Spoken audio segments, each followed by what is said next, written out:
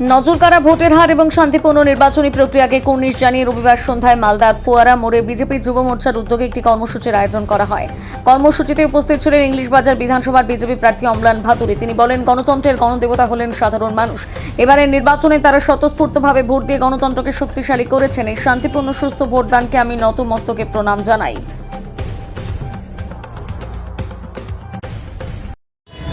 কি করলেন পরামরে? আজকে আমরা আমাদের গণতন্ত্রে, যাকে আমরা গণদেবতা বলি, আমাদের যারা সাধারণ নাগরিক ভোটার, তারা যেভাবে আমাদের এই গণতন্ত্রের উৎসবে অংশগ্রহণ করেছে এবং এত বেশি সংখ্যায় ভোট দিয়েছে, ভারতীয় সংবিধানকে সামনে রেখে ভারতীয় গণতন্ত্রকে শক্তিশালী করতে মানুষ, সারা পশ্চিমবঙ্গের মানুষের যে ভূমিকা, সেই জন্য সেই মানুষকে আমরা সম্মান জানাতে, তাদের কাছে আশীর্বাদ দিতে, তাদের এই উৎসবে এত সুন্দরভাবে, এত বিরাটভাবে যোগদানকে আমরা স্বাগত জানানোর জন্য আজকে আমরা এখানে সবাই একসঙ্গে হয়েছি।